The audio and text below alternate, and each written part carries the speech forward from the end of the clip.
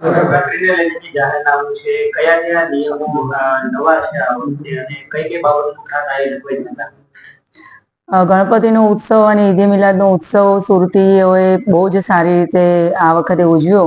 કોમી એકલાસની ભાવના સાથે આગળના આગામી તહેવારો પણ ઉજવાય એના માટે સુરત શહેર પોલીસ તૈયાર છે.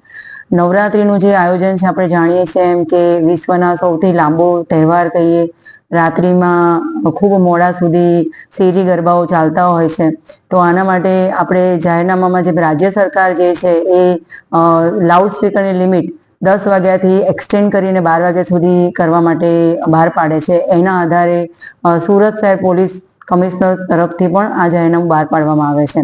જે લાઉડ સ્પીકર માટે હોય છે, સરકારની જે નેમ છે એ પ્રમાણે શેરી ગરબાને પ્રોત્સાહન આપવા માટે શેરી ગરબામાં જે ગરબા મોડા સુધી ચાલતા હોય છે, જે વિધાઉટ લાઉડ સ્પીકર પરંપરાગત વાજિંત્ર ઢોલ નગારા સાથે વાગતા હોય તો એને બંધ કરવાની જરૂરિયાત હોતી નથી.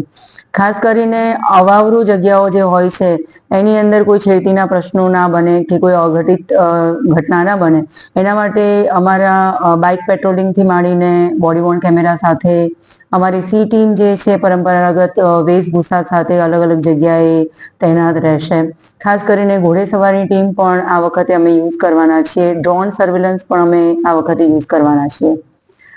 બીજી ખાસ વસ્તુ એ છે કે રાજકોટની જે ગેમ ઝોનની ઘટના થઈ એ ઘટનાને ધ્યાનમાં રાખી અને કોઈ પણ કેમ્પસ, કારણ કે સુરતની એક નવરાત્રિનું એક ખાસિયત એ છે કે એ મોટા મોટા ડોમ કે ઇન્ડોર સ્ટેડિયમ્સ જેવા બંધ બારણે એવું કહેવાય કે બંધ સ્ટ્રક્ચરની અંદર મોટી નવરાત્રિનું આયોજન થતું હોય છે. તો એની કેપેસિટી કેટલી છે, એની પાર્કિંગની કેપેસિટી કેટલી છે, એમના ઇમરજન્સીના પ્લાનિંગ શું છે, એમના ફાયરના પ્લાનિંગ શું છે, ઇવેક્યુએશન પ્લાનને ધ્યાનમાં રાખી અને એમને મંજૂરી આપવામાં આવશે. એમનું સ્ટ્રક્ચર જે છે એના સ્ટેબિલિટી સર્ટિફિકેટને વ્યવસ્થિત ચકાસણી કરવામાં આવશે. ત્યારબાદ જ એમને લાયસન્સ મળશે. ગત વર્ષની હું વાત કરું તો આશરે 17 જેટલા મોટા ગરબા આયોજકે મંજૂરી લીધેલી હતી.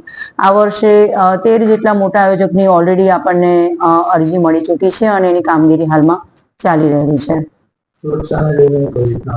સુરક્ષાને લઈને કાયદો ને વ્યવસ્થા ક્યાંય પણ દોડાય નહીં.